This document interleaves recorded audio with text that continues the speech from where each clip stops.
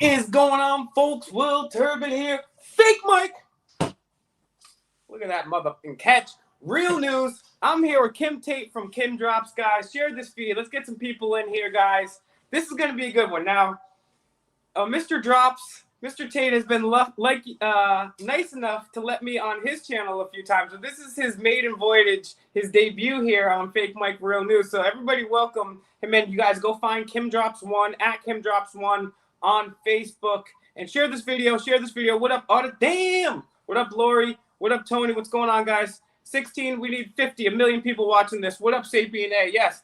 So we're here with Kim Tate, aka KimDrops. That's how you can find him on YouTube and Facebook, and I recommend that you do. As a matter of fact, I implore that you do. So you're new to the channel here, but you're definitely not new to activism. For the people that don't know, who is Kim Tate and what got you involved in what you're doing now? Well, for example, I had a court appearance recently for basically saying something that a police constable, let's say, found offensive over instant messenger, basically accusing someone of kidnapping. Basically, with regards to this situation politically, I have opinions and people don't like the opinions. So, there you go. Like, you can't be going around the streets banging people into the backs of vans without consequences. People are just wandering the streets and they think that that's okay. So I don't know. Free speech is dead in the UK. So me just having an opinion, that's a problem for the state. For example, I believe right now my Facebook, if you go to Kim Tate on Facebook and you find me there, it's been hacked by the government completely, because it says I've got 33 followers on Facebook. But if you go and try and follow it yourself, it won't add up to 34. It's not allowing it. It used to be a different number. It used to be like in the late 30s, but they've just made it 33 all of a sudden. And now you click it and it goes to a weird link. And no one can change that number. It's stuck at 33. So it'll jump to 666. Yeah, exactly. The bastards have caught me. I'm not even lying.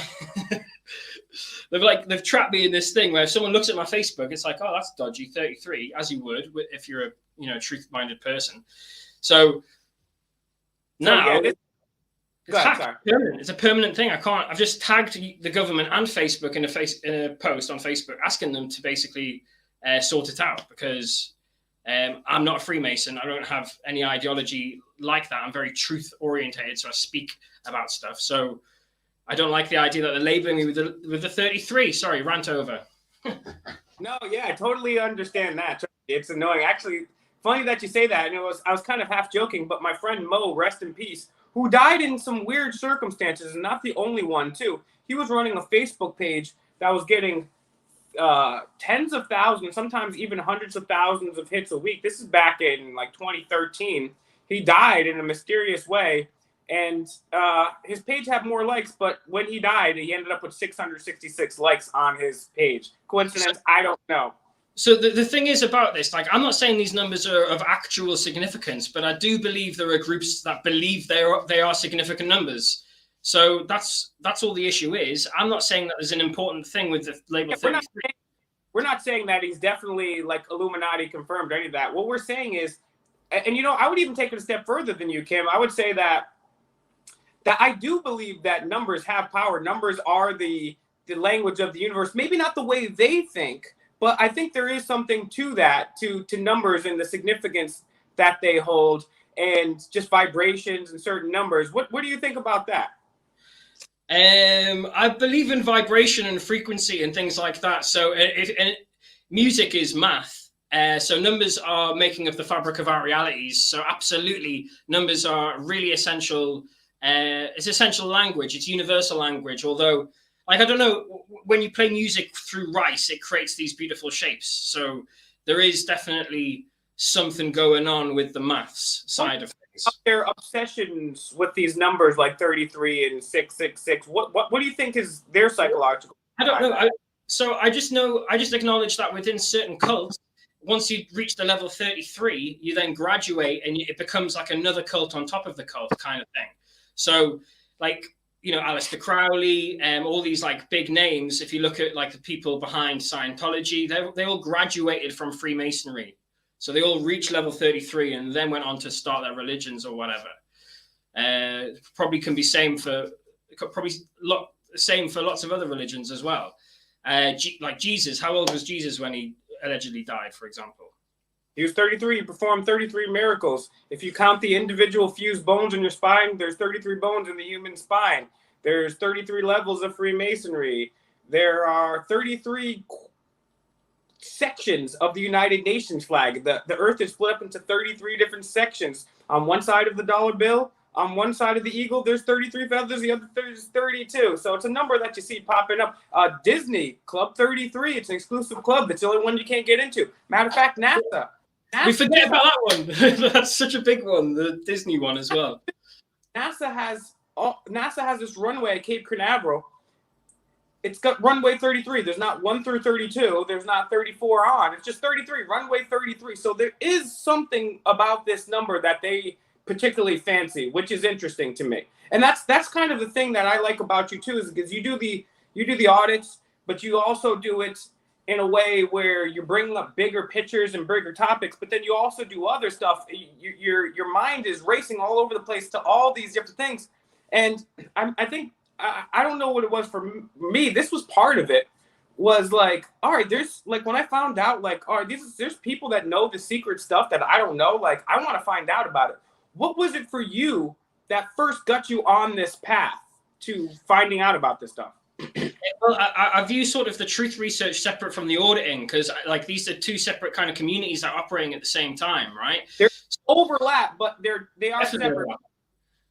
Definitely overlap in some areas, and that's why I'm intrigued by the auditing stuff. I mean, what you guys are getting up to in the States, you know, I was a long-time viewer before I ever reached out to you. You know what I mean? So, but in regards UK auditors in Australia, there's a lot of people out there that are doing their thing. So it's burgeoning. That's one of the, and I'd like you to maybe first, I want you to talk about your awakening, but let me write this down. I'm gonna ask you later about why you think auditing is promoted but not truthing, because we'll talk about that later. But yeah, tell us about your individual awakening, because I think that's fascinating to people. And also, if you interview enough people, you know, Adam Kokesh does that, and Adam Kokesh, he will interview people and he'll say, well, what woke you up to become a libertarian?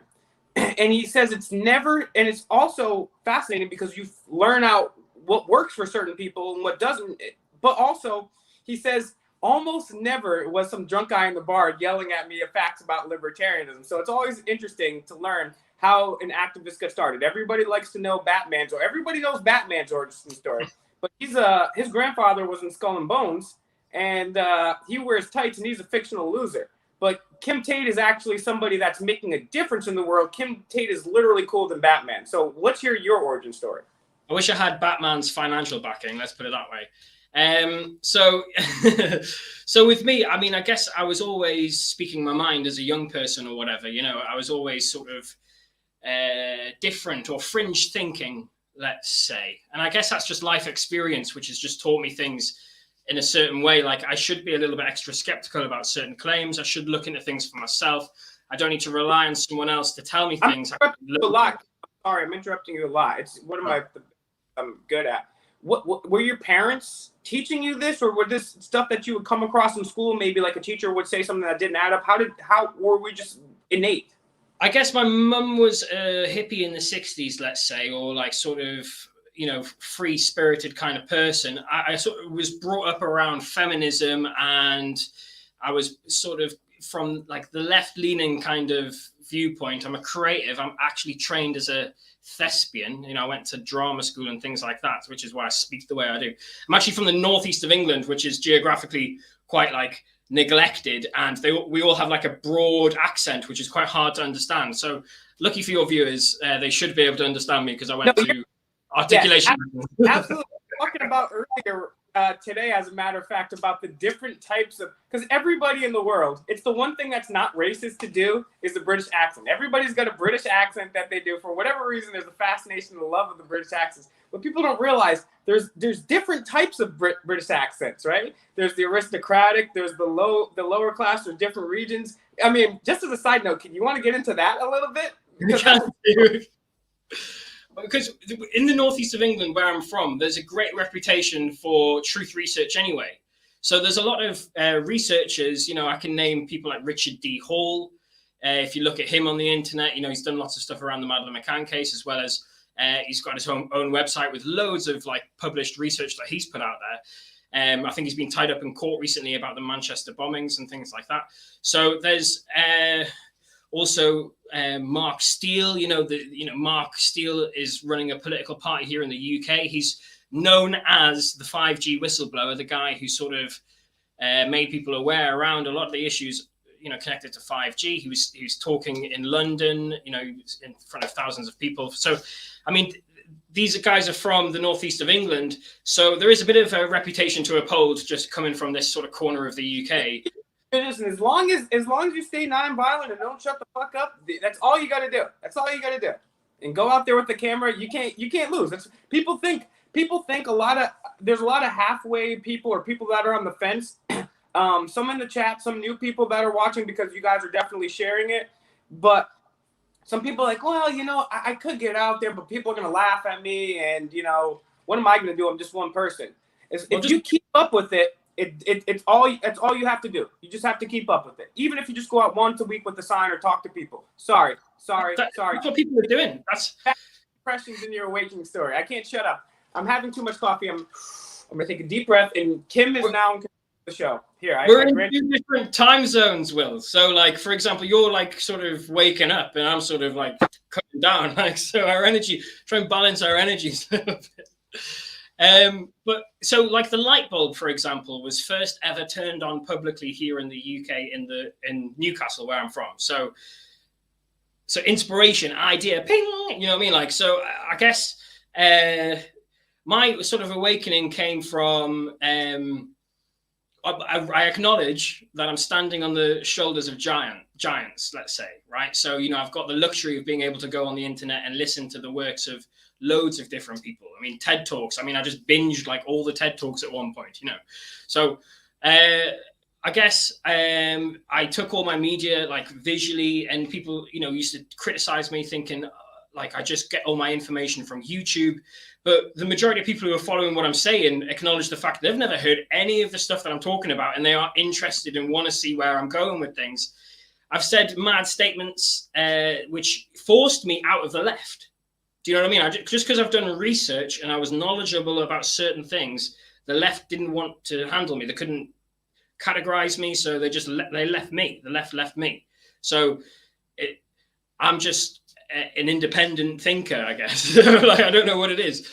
Like, for example, I made the statement that abortions aren't vegan.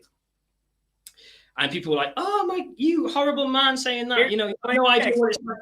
And I was just like, and I was just trying to make the point that I'm not even talking about the life of the fetus in my argument about why it's not vegan. That is a separate side point. The reason that abortions aren't vegan is because the materials, the cells, they're sold on the black market for research purposes. So, like, people who are researchers and scientists want, fetus cells to be able to use in their projects, and there's no system in place for that. They have to buy that on the black market, and they go and do that. I wasn't, but to cut down on what you're saying, we've covered on this channel NPR saying that these fetal cells are necessary to all sorts of research, not only the wizard potion, but to everything. We've covered that here, right? But it says it's necessary. But then you think, well, hey, they weren't doing that during polio, so why is it necessary now? And so it's necessary for all of this scientific stuff. It's in the magic wizard potion. And if you guys haven't seen this video, go to youtube.com/demandthetruth2. Check out my video on Sandra Bullock facials. She gets facials too, we're pretty much saying it all on this channel right now, but she gets a whole nother level of facials. So yeah, this is absolutely true what you're saying right there. So yeah, they're not vegan. So how did people react when you said that? They freaked out? So like a lot of women were like upset because as a sort of feminist community, they could not empathize with my position as a bloke talking about this. They thought I came from no place of knowledge or anything like that. Like I'm speaking out of ignorance. You know what I mean? They think that I'm talking about that issue, which I mentioned, the life of the fetus, which isn't to be fair, I believe in life, but I also believe in individual choices. So, I mean, it depends on the context of whoever they are and what's going on in their lives. I'm not one to judge about whether they have an abortion or not. I just want to clear up the fact of whether abortions are vegan or not. Turns out they're not. You know, if we were just they're think also about not GMO free too. yeah. Because, I mean, not only does Bill Gates admit we're just taking GMO, genetically modified organisms, and we're just jabbing them into kids. He says it excitedly. We played that clip here. And not only are the magic wizard potions not GMO, but just by virtue of the food that we eat, we're not GMO. We're not GMO free either. So this is actually not organic. And we're not grass fed either. So this is a problem. I mean, I feel like I could easily just riff on everything that we're talking about. Like, for example, there's someone I know locally to me who's got a PhD. She specializes in virology, let's say. I can't actually remember the specifics. But, you know, she's got a PhD, and she's telling me that upon investigating what the virus is, according to the books they're presenting and the information they're presenting, it's a man-made thing. It has to be a man-made thing, because there's never been an example of something that targeted elderly communities in the way that has. Like, it doesn't affect young people in the same way, and she believes that that's not by an accident.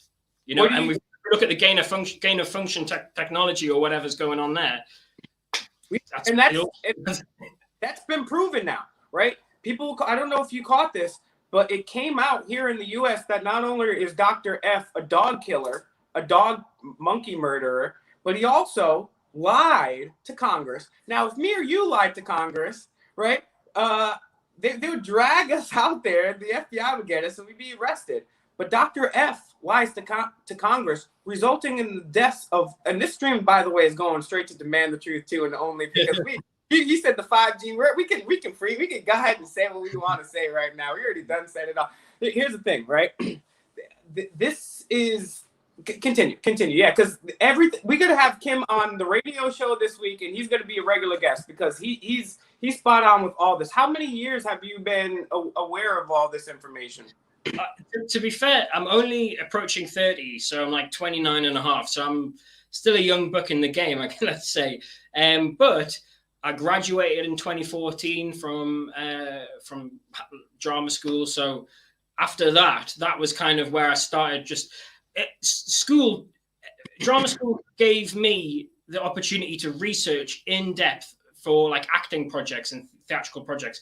And then from there, I just continued researching to the point where like I'm presenting information in front of my lecturer that I know is researched and backed and truthful, but she just hasn't got the time to process it and just thinks that I'm full of shit. So she just like wanders off thinking that I'm talking nonsense. But like I've done the work here that other people haven't done.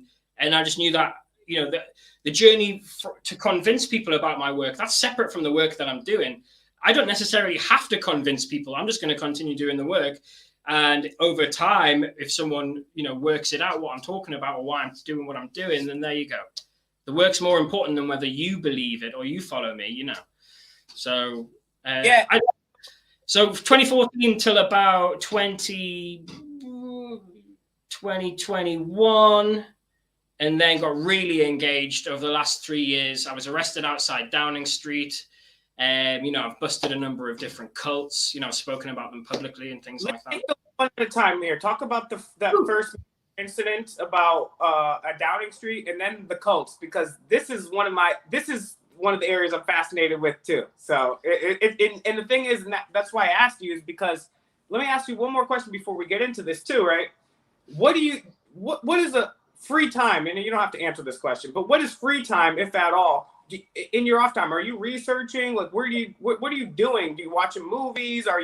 What does that look like for all? Well, I'm a big fan of The Walking Dead. You know what I mean? Like, I watch like series, like American series, like anyone else my age. I guess just I had the opportunity to not get like hung up. You know, I don't have any kids, for example, so I've just been like working on what's going on. I decided early on I want to understand what's going on in reality. I used to be a born again Christian. So I used to really believe in the Bible, like that was literal. So coming out of that, I would love to have met you then and see what that. So now I'm sort of secular minded, and I'm like working things out. But I speak through my megaphone on the streets.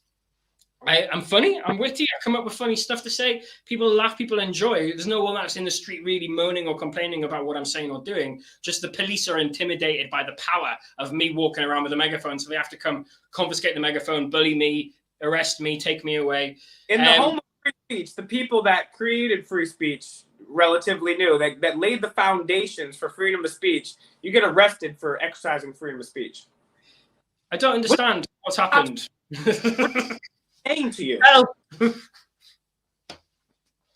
what are they? What's their what? And here in the United States, they'll call it a disorderly conduct charge or disturbing the peace charge. And if I could make one statement famous, it would hopefully be, when specifically does the First Amendment end, freedom of speech end, and disorderly or disturbing the peace? Because there is no thing. It's completely fraudulent laws. So when you're over there speaking on a megaphone, freedom of speech in the UK, what do they say to you to get you off of that megaphone? To be honest, they actually employed like Israeli trained military soldiers and stuff to actually control what was going on. So it's not like I was dealing with a normal bobby at that point. You know, there's red hats, for example. You know, the police officers with red caps and things like that. You got plenty of time. My phone, I just turned down the dimness. We should have plenty of time. So take this down, not just for the audience, but especially for me. Break it down to the people so we get the context. Okay, you know? So obviously I'm involved in intelligence work, and I have been for a number of years. And the police have monitored me, you know, all over the country doing what I'm doing. During this political time, I've been all over, you know, at loads of different events. Intelligence? Huh?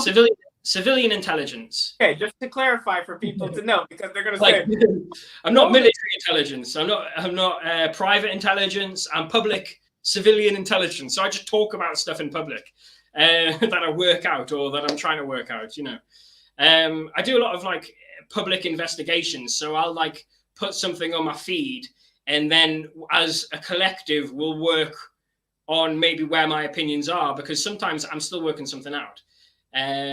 So I don't know. What was I talking about? Well, I'm going pretty fast. I'll have you take me through. Okay, so we get the general idea. The cops hate you for free speech. Everybody gets that. We show that. I was arrested outside Downing Street, right? And basically, because I was listing documentaries that I wanted everyone to watch. So I was just like listing documentaries through the megaphone. Maybe you could try watching this documentary. It's about this, blah, blah, blah, blah. Maybe you could watch this documentary. And then they arrested me. They were all wearing masks. I couldn't hear what they were saying. They carted me off to the cells. They kept me there for 4 hours and let me go, and then charged me with nothing. So, and this is a recurring thing they're doing here in the UK, catch and release, basically, just hoping they're going to catch something on someone at some point. Just kidnapping people for exercising their freedom of speech, their God-given rights. And if I was to accuse them of kidnapping, now I'm up at court, you know, accusing them of kidnapping, therefore I'm a criminal. You guys are kidnapping people off the streets for no reason. No good reason. Because you believe some political story. You believe some political hoodwink story. You know, you don't actually follow the law. You're believing what the media is telling you. So you're going to bend the law to your truth. That's not how the law works. That's the reason why they wear wigs in courts, is to like go back to how people were thinking then, not trying to like work out what you think is best, like with the law. Sorry. Yeah. No. Okay. So I got a lot of questions here. So let's move on to the next thing in your awakening, which is the cult. Yeah, go ahead. When I was arrested outside 10 Downing Street, it is linked to active cults. For example, you know, I decoded a song, a very famous song. I decoded a song. You know, I worked out like a double truth to the music, right? To do with a very famous person who isn't the person that people perceive him to be. You know what I mean? There's someone in the public eye that people think is one person, when actually they're leaving hundreds and hundreds and hundreds of coded messages about who they actually are. And it's intelligence work to raise collective consciousness, right? This guy's a predator, though. You know, he's like R. Kelly, but white. What I would say is this guy, he published a song, and it is connected to another cult. So it's like two cults speaking to each other, okay, about a piece of code that means something. And I discovered that. They happened to then play that song in the police station when I'm standing there, you know, giving my details. The song that I've like literally that month had like been talking about, sharing what I think about it, playing it on loop, you know, like an old song, you know, written like in the 50s or something, like playing it on loop. It just happens to be in the police station and playing it on the radio. But wow. No, they're just sitting there, they're waiting for a response from me. They're going like, what do you think of that? What's going through your mind then? I go, oh, that song on the radio, you guys are playing that because you want me to confirm that I know that these are two cults, right? These two separate cults. Like, it was just me decoding this thing in the police station. Interesting. Those cults out in the UK? One of them's in the UK, one of them's in the States. They're really big, dangerous people, by the way. Can we talk about them or no? We could do. I mean, your viewers may not agree with what I'm going to say, and therefore, you know, it's just a sort of divisive thing as well. I don't really have to. That's right, guys. I'm going to have my Mossad go in because you're doing free speech, and I'm going to shut you down and lock you up with my Mossad agents. No, say whatever you want. You know, I'm the king of unpopular opinions. I love unpopular opinions, and if you're trying to hide an unpopular opinion from me, that will not happen on the fake. Okay, so. Very famous band in the UK. What's the most famous band to come out of the UK? The biggest band, two of the world. Huh? Beatles, right? Okay, so what conspiracy theories are there about the Beatles mainly? I've heard one that they switched out one of the either Paul McCartney for another Paul, and they was switched out. And then I've also heard rumors that they were involved in some type of wizardry diddly-do. But that's I mean, this channel's already getting whatever. But so every time someone puts content like this up about this individual, it does get pulled down eventually. So I feel like there's no hope talking about this issue. But as far as I'm concerned, the person people believe to be Paul McCartney isn't actually Paul McCartney. That's a dead name. It's a joke. It's a joke persona. It's a stage name, whatever you want to call it. He's somebody else. What are one or two reasons, or the smoking gun, why you think the best reason? Okay, this is such a fun thing to talk about. So there's. I'm sorry if that was sarcastic. I love it. I'm going on another podcast to talk about this issue, but we're really scared about just it going to be coming down and it being pointless. But you can find Demand the Truth too. Hey, Paul McCartney, you can come find us, youtube.com/Demand the Truth too. I will interview Bill Shepherd. Okay, I will do that. So the thing is with Paul, there's over 300 references to the same thing. Now, you know how people are like with their creative works. They like to reference things. They like to leave Easter eggs in films, for example, for people to decode. It's the same thing, right? So with the Beatles' work, there's intelligence work within it. They were one of the biggest bands to tour the world. You don't think the intelligence community had something to do with that? I mean, come on, people, wake the fuck up. I never thought about it, but then I was like, you said Beatles intelligence, and I was like, in my head, I'm like, but then I was like, yeah, they're the biggest band. They're touring the world. If they didn't, that would be the stupidest idea for intelligence. It would be the biggest fail ever. Wow. So one of the classic things within intelligence work is to have multiple people playing the same person and then fooling everyone about that. Okay. For example, if there was like twins, I mean, I've spoken about this in depth with a load of different people, but like twins is a great example. You can do a lot of tricks with twins, like, you know, people fooling people about whether they're that person or the other person. I'm friends with twins, so I know exactly. We've done pranks. I already know what you're talking about. Yeah.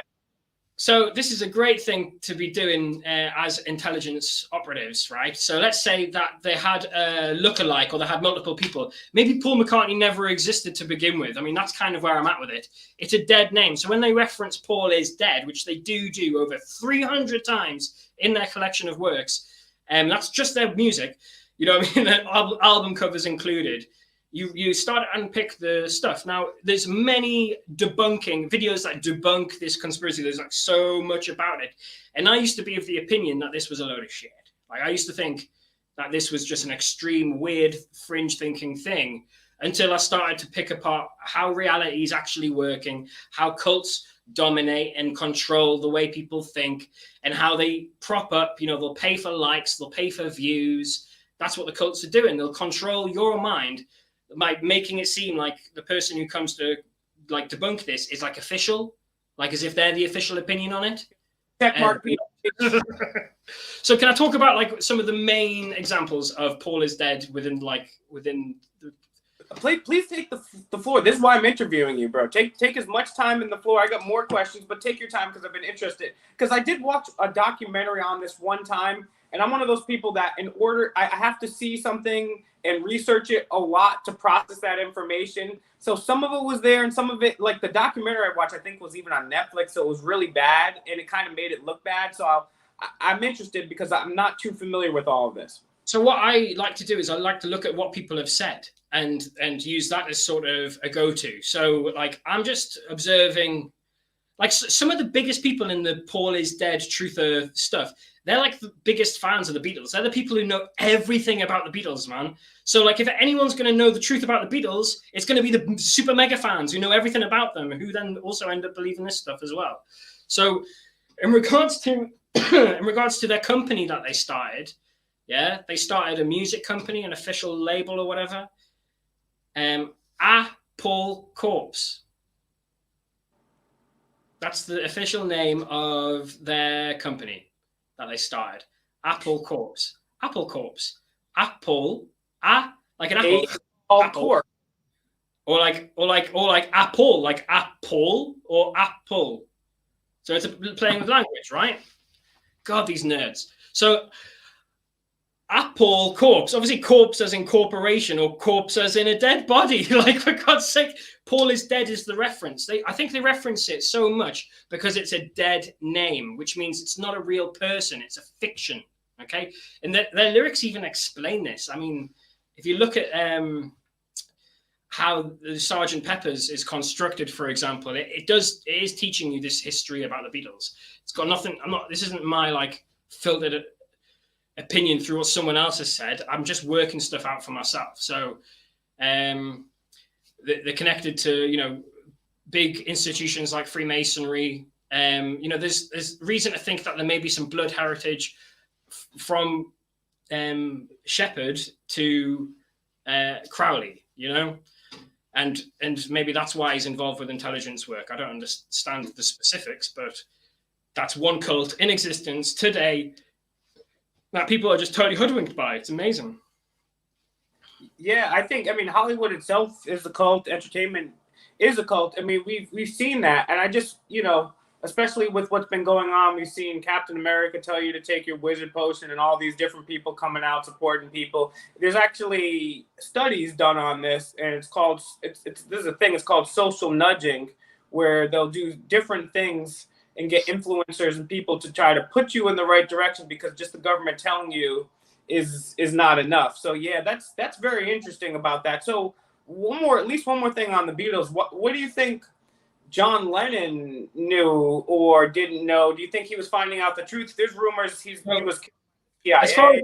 As far as I'm aware, I reckon in regards to contracts that was signed and the agents and the people who had to be involved and the whole family and everything like that, like non-disclosure agreements and along those lines, there may have been a clause in it that in 20 years or something like that, they could then start talking about it, like how like actually his name's Billy or something like that.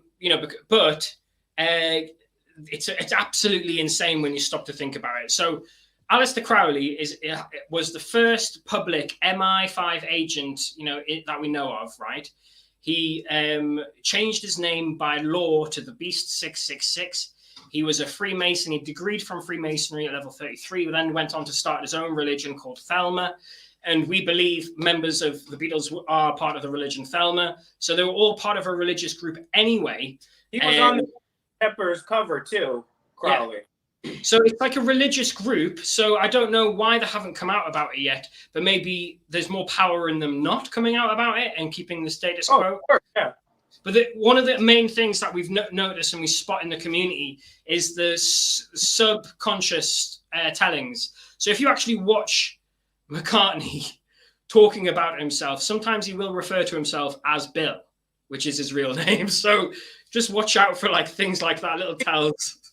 So we witnessed Barack refer to Michelle as Michael at least twice, maybe 3 times, but at least twice. I can Okay, remember. well, I'm so glad you brought that in because I said 2 cults were linked together, and What was the you've just brought up the second cult that is still in existence today, and that's the Obama cult. I mean, there are loads of cults, guys. I'm not targeting these guys specifically, but what I'm just making people aware of is that they exist, and it's groupthink, you know.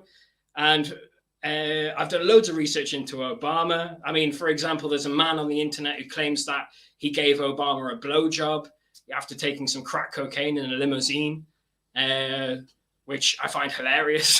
So, well, it was reported that he was at some of the Chicago bathhouses, and that's fine. If you want to do that, that's absolutely fine. It's interesting when we heard about the WikiLeaks, when the Podesta emails came out and they were talking about, oh, are you going to use the same channels? Because they were trying to get food in. They were like, oh, yeah, let's use the same channels that Obama used to get $650,000 worth of hot dogs.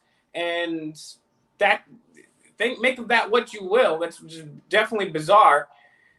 So I think there might be hot dogs code for male prostitute, as far as I can tell. Yeah. But the thing is about Obama, he's clearly got some homosexual tendencies, which I've got no problem or with. You're free to do whatever you want to do in your spare time. But if you're running for public office, I'd like you to be a bit honest with the people. In regards to Michelle, especially because back in the day, he was like these Republicans. He's like these gay Republicans that are against gay marriage. Because don't forget, guys, Obama was once against gay marriage. And then when it was more politically, you had to do it, he was all about it. But can you imagine a closeted gay person? And it's not even about this guy being gay. It's about them lying to your face. They're just lying, and they're trying to be honest. And they're saying, I'm a straight man, and I'm going to be president. Meanwhile, he doesn't believe gays should be married, but he's gay himself. I mean, see the lie that's being perpetuated on us? I mean, I view these people as very dangerous people. You know, I would never want to be in a room with Barack Obama. I'd never want to speak to... I would never want to be in a confined room with Hillary Clinton. I don't know how you go up to these people when I realize the things that are on their conscience. You know what I mean? So, like with Michelle Obama, I never used to think that there was any truth to the transgender Michelle Obama stuff. You know what I mean? 1 second, I'll let you get the floor. This is the weirdest thing, right? Because I'm one of those guys. I've been looking down rabbit holes for 15, 16 years, right? And this is what I do in my free time. This is all I do. I don't watch any fiction. I do listen to music here and there, but this is what I do. This is what I get into. And I laughed a couple years ago when it came up on my YouTube suggested videos. It was this video. It said 100% proof Michelle Obama is a man. And I laughed because I thought, that's so impossible. I'm going to watch this video because this has to be one of the stupidest conspiracies I ever heard. I'm going to laugh at how cringe this is and how absurd this is. Halfway through the video, I'm like, what? So I mean, don't put, you got to be open-minded about everything, guys. I'm not saying this is true or it's not true, but like I said, he referred to her as Michael twice. Now, I mean, people say things like, well, no, he's referring to someone else who's called Michael. He's not actually referring to Michelle. So I'm like, well, okay, whatever. I don't know the specifics of the times that he's called Michelle Michael. That's not even something that I would reference in my evidence. If I was in court, I would never mention that he's don't slam dunk on me, Kim. Take this. You're gonna steal all my viewers and everyone go over to KimDrops on Facebook and YouTube. You just dominated me. Can I just explain how difficult it is to be a transgender person in reality, and how if you were transgender, it's not something that you want to be open about anyway. Why is someone's genitalia any of your business? To be fair, so I mean, it's a fallacy to think that she would have been honest if she was, because, well, why? There's transgender people that I've met in reality that I'm surprised to find out that they're transgender. I'm like, oh, you transgender? I didn't realize, right? I don't know if you know, they're getting better at this technology, gender assignment, reassignment stuff. Anyway, it's, there's loads of stuff within her own works. If you think about the book that she's released, it's called Becoming Michelle Obama, right? So, I mean, they can't help but leave the codes there. They really can't. So I could talk about loads of examples. For example, Obama's nanny who raised him, okay, is an open transgender person, like totally male to female transgender person. And now, not to get Freudian on you guys here, right? But what is Freud saying? I don't agree with everything that Freud said, and trust me, but there are things that Freud said, and I'm not saying this is even true, but Freud is the basis of what you guys believe out there, the mainstream. Exactly. And he said, you're attracted to somebody that's, when you look for a mate, you look for somebody with similar qualities to your mom. You're basically falling in love with your mom in a way. And so if he had a nanny, which is a mother figure, which is a transgender, it's possible. I mean, the area of the world he's come from is rife in pedophilia. Sorry if people are eating their food or whatever back home, but literally these creeps are active, involved in seedy activity, and sometimes they come to the fruition of like reality in regards to the TV screens and things like that. But we have to be skeptical about these people. So yes. So one more point I gotta get off right here, and then I'll let you continue. In the chat, do you guys know who Barack and Michelle let babysit their kids? The two of their kids. It's a famous Hollywood person, and they let the Obamas let at least one, maybe two. I'm not on my laptop, guys. My laptop charge is broken, so I would normally pull it up, but you guys are gonna have to guess in the chat who did Obama let their kids stay with. And while Kim continues to explain, we're gonna check the chat to see who gets that right. So like with the Obamas, for example, there's just so much content here that it would take a full feature-length documentary to really get to the bottom of what's going on. But some of the evidence, for example, that she's admitted now, she didn't originally, but she's admitted now that the children were IVF, right? So they weren't naturally born children. So that, if we're talking about circumstantial evidence and gathering evidence, then we start banking these bits of evidence, and then you start to collect like an overwhelming amount of circumstantial evidence, and you start to think, I've got too much circumstantial evidence. I mean, I'm not going to go and grope her genitals, but I'm pretty certain she's transgender. You know what I mean? Like, sorry to like burst people's bubbles, but I mean, it's amazing. Like, she's like been in office. I mean, if you look at the last act, the last thing that Obama did in office, his last thing, which is he's thinking about legacy of his term. He's thinking about what matters to him. What's his last act? What's the last thing he does? He frees Chelsea Manning. And I agree with them there. I do agree with them. Gee, what the fuck? Well, first of all, I agree with them, and that's one of the few decisions that I agree with them on there. That was long overdue. But it is also adds to the narrative there, which is very interesting. Now, regardless of what we are speculating and the circumstantial evidence might show, that's all to research and to ponder. But the bigger point is, yes, let's see, we the people guessed it correctly. They said egg salad, which, we're just decoding right now. That's Jeffrey Epstein, bitch. But it was Weinstein. It was Weinstein. That's right. Harvey Weinstein, believe it or not, guys, Google it. Type in Obama's kids, Malia, or what the other one. Look it up. What's up, Twyla? Go look it up, guys. Obama's kids in Weinstein. You will see that. He worked for there, or was like an assistant or an unpaid intern or paid intern. Because these guys know everything that's going on. Now, if somebody without a criminal record, right? Somebody that always espouses nonviolence, and I like to believe in civics, in right and wrong. First of all, they're never going to let me in the White House. But let's say I didn't have that background. Let's say I was ordinarily regular Joe, right? I would go through a background screen. All the food comes in and out of there. It's completely screened. The people that work there, anybody that gets close to the president, tremendous screen. They're screened by the FBI and everything. This is all common knowledge. I'm not making any of this up. This is all out there. This is true shit you can find in books on the History Channel. But I guess they didn't do their research on Weinstein, which is weird because everybody in Hollywood was saying, actually, we know about this. And it was an open secret at the time. So everybody knows except for Obama. And he says, and that tells me all I need to know. Let alone the fact that he said we were going to stop the illegal Bush wars. And then he continued and expanded them. He said, you know what? The NSA spying, that's illegal. That wiretapping is legal. You guys remember when Obama said that? I'm going to put an end to that. And then he said, ha, ha, ha, ha, ha. That's what all politicians do. Read my lips, no new taxes. Next thing George Bush does, raise taxes. I did not have sexual relations with that woman. You got a blowjob, buddy. We know that. We know that.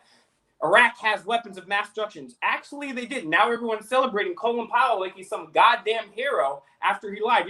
Well, people are like, well, that was a mistake. He admitted it was a mistake. It's not a mistake. It's not a mistake. It's your job to check the information that leads us into war. That's literally your one job, right? You don't just take something that the CIA, people that poison children's milk, people that assassinate innocent people, you're just going to take their word for it. No, it's your job to come up with that information, not just be handed a paper and lie to the United Nations. Rest in peace to Colin Powell. Then Obama gets in there and says, I'm going to fix everything. I'm going to stop the NSA spying. I'm going to stop the illegal wars. Well, everything you did determined that was a lie. And then Trump says, don't worry, we're going to make America great again. And then what does he do? He hires Alex Acosta, the guy that gave Jeffrey Epstein the sweetheart deal. He hires Wilbur Ross, Rothschild banker, who bailed him out in the 1980s. Also, Jeffrey Epstein friend. He hired Steve Mnuchin, Skull and Bones member, hanging out with Jeffrey Epstein, Steve Bannon, Jeffrey Epstein, A.G. Barr, Jeffrey Epstein, Alan Dershowitz, accused right alongside Jeffrey Epstein, and publicly argues that the age of consent should be 14 years old. And when he even got shit for that in the mainstream, they said, no, I actually think that the age of consent should be 14. Trump said, you know what, that's the guy that I need to hire for my lawyer. And Trump said, I'm going to drain the swamp. And then he said, nobody loves the CIA more than me. I'm going to drain the swamp. I'm going to hire Rudy Giuliani and John Bolton. You idiots! You can't trust a politician. And then Joe Biden, this guy doesn't even make any sense. This guy's outwardly just groping on children, sniffing people, wandering off during press conferences, holding imaginary podiums, saying racist things. This is the world we live in. Where is this going next? I mean, do you think that the COVID stuff, we're just saying COVID now. We're saying COVID, Epstein, pedophiles, vaccines, all that, because this is going on straight to man the truth, too. This is raw stuff here, guys. What's coming next? Because honestly, when COVID happened, I was like, all right, the first couple days in, I was like, this is not going to be a couple days. And then I said a few days later, I was like, yeah, we're never going back. And then a few days later, the new normal term came out. And then I felt claustrophobic and I felt trapped. I felt like this could never happen. I thought, yeah, maybe this would happen one day, 20 or 30 years down the line. And then I felt really claustrophobic. And then last summer, they kind of eased up the mask, and I thought things were going away. And then Biden comes and he mandates everybody has to get the vaccine. And now what the fuck's going to happen? Well, don't worry, okay, because we're on top of these things. I've just launched TikTok. I've just broke this down. I mean, it's a fortune-telling fraud scam. That's what it is. Fortune-telling fraud scam. If you go to my TikTok, which I don't have a link for here. Right now, promote all of your stuff so people can find you. It's going to be, I'm going to update the links in the description. He's going to send it to me, and they're going to be here after the show and on youtube.com/demandthetruth too. I am breaking this stuff down. I don't know if this would work. Would this work? I don't know. 2 seconds. I'm breaking this stuff down. The chat, are you guys learning stuff here in the chat? Kim's a great guest, man. So everyone check out Kim on Facebook, KimDrops1. Put it a little closer, I think. That's what she said. All right, there we go, right there. KimDrops1. Find KimDrops1 on Facebook, YouTube, TikTok, PayPal. That's TikTok right there. So find KimDrops1 on TikTok. Find him on all platforms. Got the things there. Yeah. Facebook's where I mainly broadcast from, but I just downloaded TikTok. I'm just getting used to TikTok, so I might do some stuff there. I don't know. No, honestly, I've never seen a young man twerk like this, so he's going to go viral. It's going to be amazing. All right, so what the hell were we talking about? Okay, so yeah, where do you see this all going? Where do you see this shit all going? Because it's at first I was like really, really bad. Then I was like, oh, this might be getting good. Might be getting better. I know they're never going to completely go back to normal, but I felt like they were taking the boot off, and now I feel like it's back on. The trick is, Will, we're still talking about the thing. We're still talking about the bullshit. We're trapped in this dimension of having to mention it all the time because it's a big strain on our life, right? But we're feeding the fire by talking about it. So, like what we've discussed, of trying to avoid, algorithmic shenanigans. There's certain ways of just going about things now where actually we've got to try and aim for what we want, and we've got to be tactical about how we get there. So us talking about these things all the time, bringing it back around, making people paranoid about certain things, that's adding fuel to the fire. So if you don't believe in it, nip it in the bud. If someone says something remember maybe to have a conversation with them later. When I try and convince someone about something, I try to leave them with like a pebble in their shoe. So they're walking away with like a pebble in their shoe. It's like in the back of their head, they're like thinking, there's something there, like Kim said there, you know, like just thinking about it, chewing it over.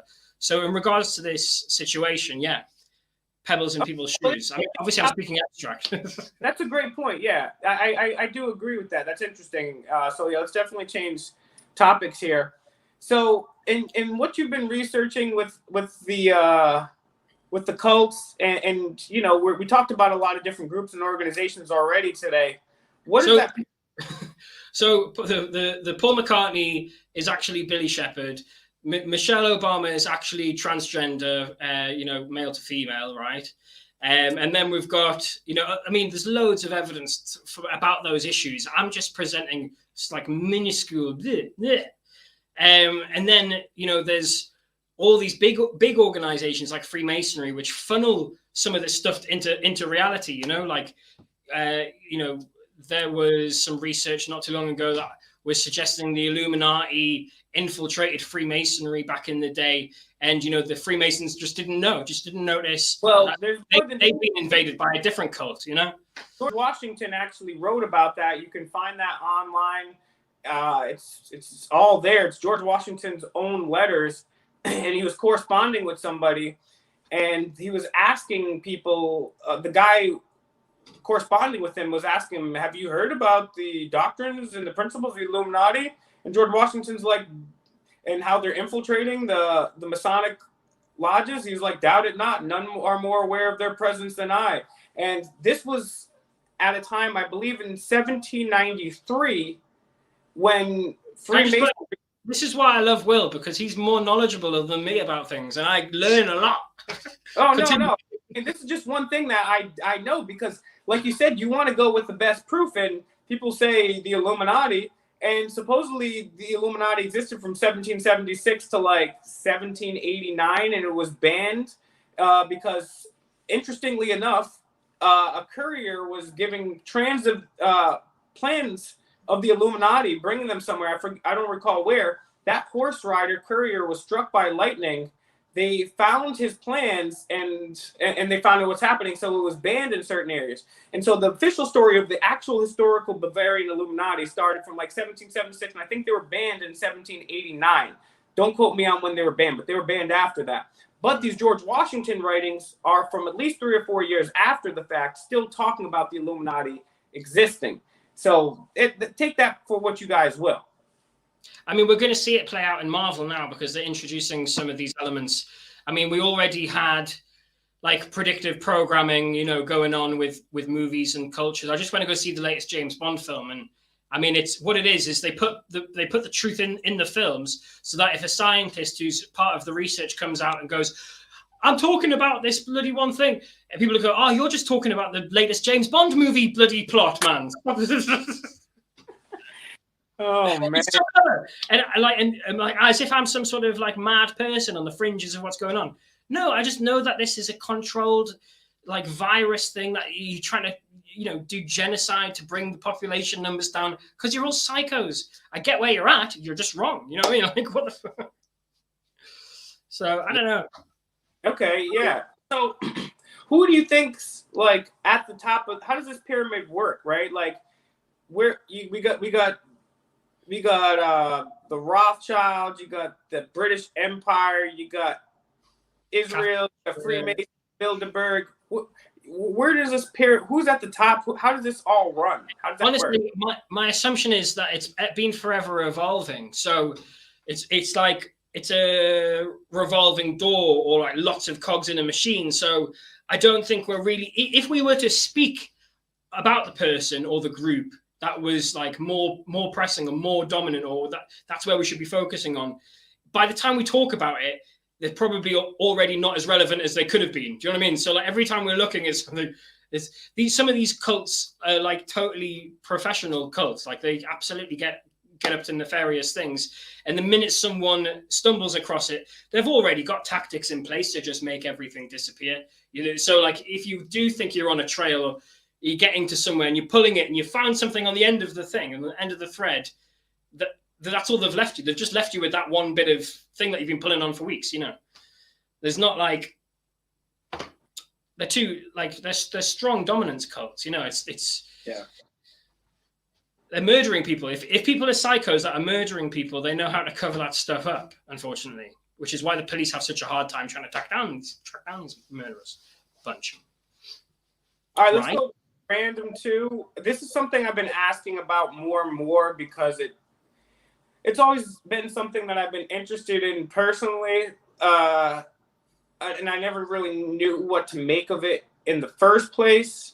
And so UFOs were something that was laughed upon by people for a long time, and now all of a sudden, the Pentagon's talking about UFOs, CNN, Fox News are talking about UFOs. What's going on there?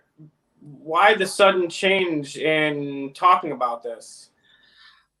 I imagine that you have viewers who have seen all this stuff that's going on in the media about UFOs. It's not something that's new, really. It's always been around. I mean, Aleister Crowley was drawing paintings of UFOs. I mean, there's links to lots of things. I mean, I don't know if it's to do with satanic ritual abuse and covering up maybe like cult activities and trying to feed us an alien narrative to avoid talking about those things.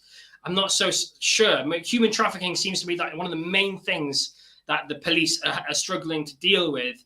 And what better way to cover up human trafficking than people just looking up at the sky, not looking at their neighbors, for example, or not connecting with the people around them, but just like looking up.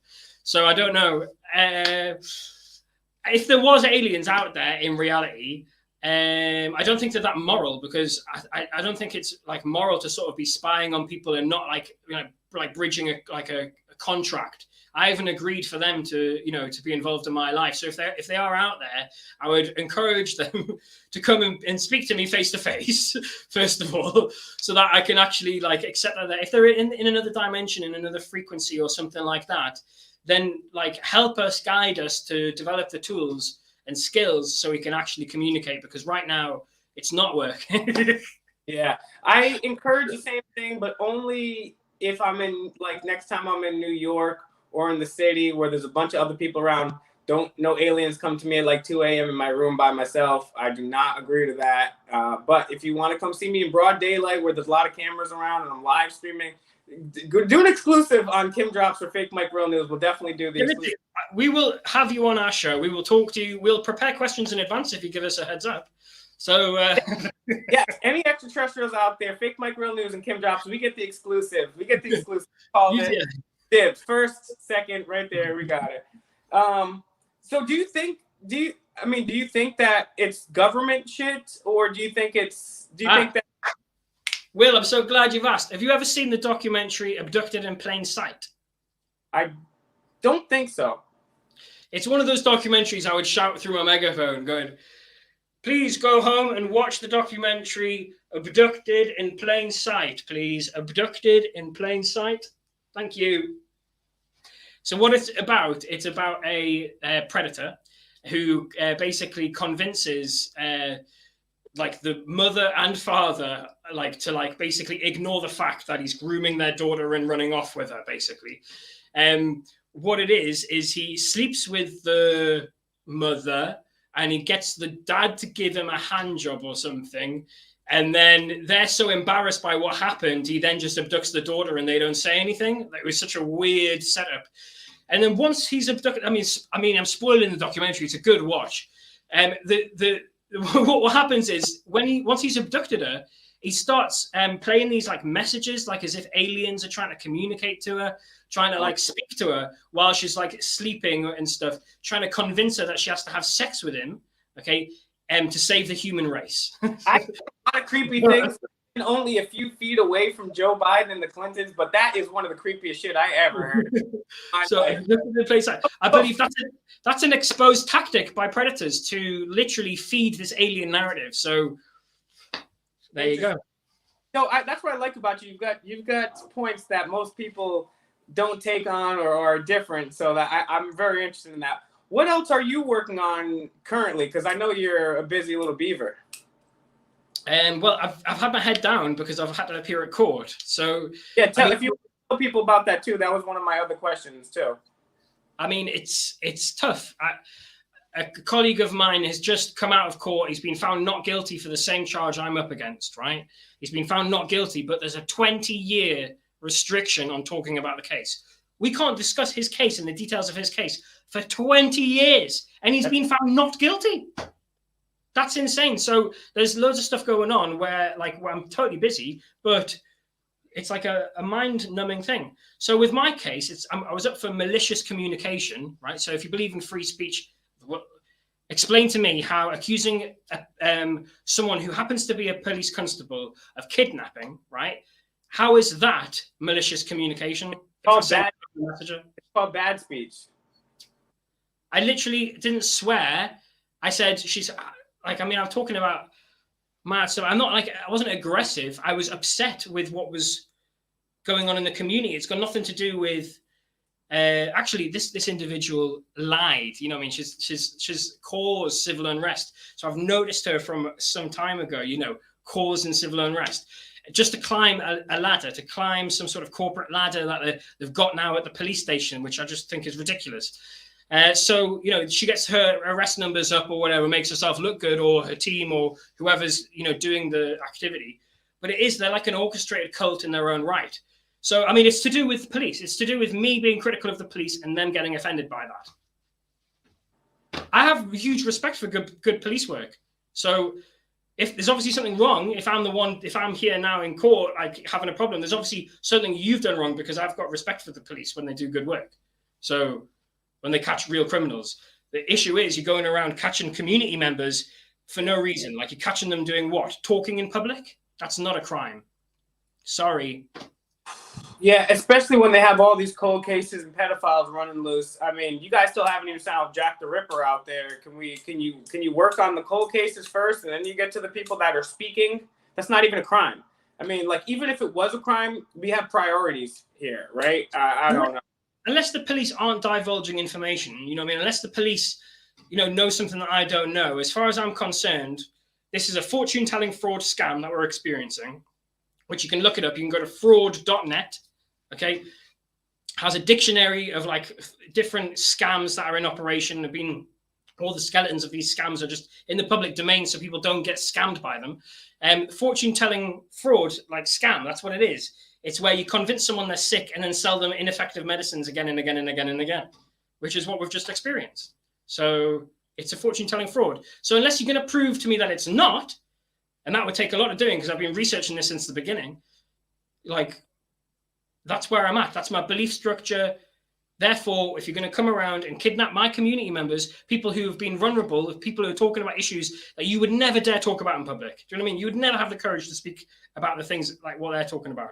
So, like, that's, I mean, Will, I mean, I don't know where I'm going with this, but I'm upset. I'm like still agitated by the whole situation. No, yeah, I mean, it's honestly, it's frustrating, because I'm trying to do more than I ever have, because you have to do more than you ever have. And then sometimes I get like overtired because I work a job, I work a side second job. I do a lot of shit. And then sometimes I'm like, yo, I should just take tonight off the radio. I'm too tired. We're like, all right, well, like, would my forefathers say, well, I'll just take a night off from the Redcoats. I'll just take a night off from storming Normandy. No, you can't take a night off. I'm just sitting here on a freaking, I'm just trying to tell people about this stuff. And I mean, I think I'll be pretty useless in hand-to-hand combat, I have to say. So I'm glad I'm here in this position talking about stuff than doing a bit of fisticuffing. But yeah, we don't even need to do any fisticuffing, which is the great part about this, is as long as we get enough people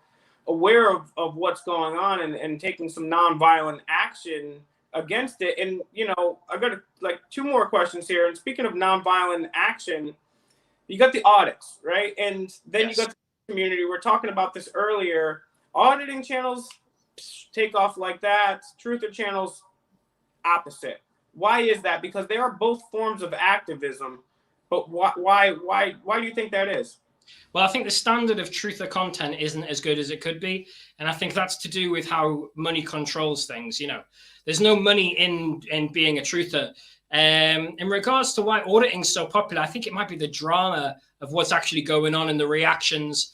And everyone sort of gets pissed off at the police. So that could be linked in. There was already a trend of pig watching, let's say, right? So that it probably fed into that kind of community as well. So although you're just doing your duty as a civilian, basically checking that the law is being kept in order, using yourself as a sort of testing ground, right, to see if the law is being kept in order. You know, in regards to like the truther side, it's mainly people talking about their opinions, which I just think everyone's got an opinion. Opinions are like arseholes. Everyone's got one. So to actually keep an audience engaged in truther content is tough, man. But if you, like many people have, if you just start with creating your catalog, publishing the videos, putting them out there, when people come around to it, when people have the time, they will end up binge watching everything you've put out there. And then they'll be like, oh, I know. I have people coming up to me who've watched videos from years ago who are like just catching up with what's going on with me, you know? So I don't know. So when I find somebody I like, I watch every one of their things. I go back to the beginning and I watch every single one of them. I know I like what you're doing with TED Talks, because what I'm doing right now, besides the other research that I do, I'm going through the History Channel uploads on double speed. I'm about 2,300 in of 8,000 videos, and I'm going to do that. Then I don't know if I'm going to go maybe the biography channel next, or if I'm going to maybe do TED Talk, but that's a great idea. What are some of the things before and now that inspire you? I've got I think TED Talks are a great platform, Will. Just when I was a young person trying to understand stuff, I was watching a lot of video content because reading seemed a bit too academic and a bit sort of out of reach. But video content, I seem to be able to download quite easily. And I did notice that there was certain individuals in the truther community that had a great reputation, that were doing really good work that I could get behind. And they're few and far between, to be fair. So it's just about finding those people rather than thinking that like everybody's got it. Not everyone's got it. And there's disinformation. There's a lot of disinformation. People who are just literally speaking bullshit just to get you to flip onto the other side of the argument. So be careful out there. What were you going to say? Sorry, Will. I'm going to say, in the past and now, what are some of the things, the books, the people, movies, whatever, what inspires you, Mr. Tate? Well, I'm a big fan of social realism as a genre of storytelling. So it's probably because I've done a lot of like acting gigs and things where I like to sort of replicate what I've seen in reality and put that into storytelling, because I just find that benefits the community. I think art is like showing a mirror to the world.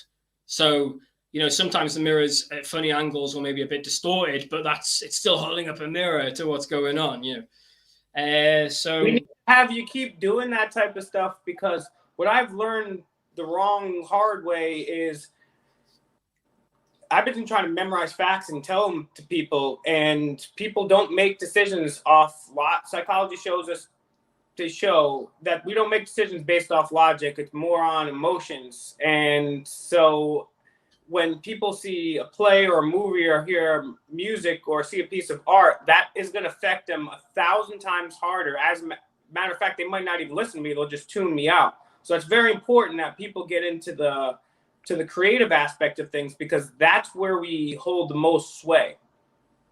I would also ask if any researchers are out there listening to this, probably a good thing to be doing is... Everybody in here is a researcher. Probably if you're going to be creating content, if you're going to be creating content, get ahead of the game, really. Do better than what we've done. Do you know what I mean? So like captioning, like for example, there's AI systems now that are just every video that goes on the internet, the information from the video is being banked, right? But we don't have the time, or we don't have the money to like type up everything we've said and have that as a Word document. So like put more preparation maybe into the content you're creating, so it's more of a structured course as opposed to like how I'm winging it. Do you know what I mean? So like I would love to be able to have captions underneath my videos, but it takes so much editing. You know, I've got enough on my plate already. So just because I noticed that these AI systems are there, so captions should be auto-generated. Well, they usually get them wrong anyway. That's when true. They do them. They do. Especially I use a lot of silly words and euphemisms and jokes. So yeah. So like the print word is really important still. I know that I was just talking about video content and how that's how I get information. But as a science-minded person, I recognize that the way someone says something and what they literally said in print, you can tell so much about what they're trying to say from looking at both those two things, the emotional side and the literal fact of what they said. So yeah, I think when you gauge both, that's the best way to look at things, and then always through the lens of the Socratic method. So thanks for joining us, Kim. Tell people about what they can find on your channel, how they can find your channels, how they can donate to you to help you with your case, to help you with your activism. What are the platforms? How can people find you? This video is going to be up for a few hours here on Fake Mike, and then we're going to upload it to youtube.com/Demand the Truth too. And Kim, if you'd also allow, I would love to also have you post your stuff over on FakeMikeRealNews.com. We got tons of different people over there, and we'd love to also have that be a home for you as well. But how can people find you and support you, brother? So I'm a big believer in mirroring this content. So, I mean, by all means, I will send you stuff that you can put on there. You can find me mainly when I'm broadcasting from Facebook or YouTube. And that's a temporary thing because I recognize these platforms aren't helping us do any of the work that we're doing, actually hindering us to an extent. I've got a Facebook ban right now, for example, because I put up a £200 reward for anyone with with the thing to infect me with it under controlled and documented circumstances. So I'll create the environment professionally to document this transmission. And that's enough for me to get a ban on Facebook. You know, I had a 30-day ban the first time I tried to put it up there. The second time I tried to put it up there, it's a 3-day ban. You can find me on Facebook. Kim Tate is my name. You can add me on Facebook. You've got KimDrops, the channel, so that's on Facebook as well, on YouTube, and on TikTok now. You can find me on TikTok. You can message me directly if you wanted to. I've got a donation platform, which is DonorBox. DonorBox, there's some links about somewhere. Maybe I'll send it over. But I'm not really, looking for money from people. But any investment is being spent on the work that I'm doing. So, I mean, if you like it, then let's do some stuff. Yeah, guys, check them out on all the platforms. Send them a donation. Give them a like, share, and subscribe. Let them know good old Fake Mike sent you. Yeah, and hopefully we're going to have this guy on the radio show this week or next week. Oh, there's obviously the time difference there. But yeah, awesome. Thank you so much, man. Loads of good information. I could talk to you all day about all these other things too, but only got so much battery. So thanks for dropping in, man. I appreciate you, brother. I'll talk to you soon. Fake Mike, Real News, guys. Peace out.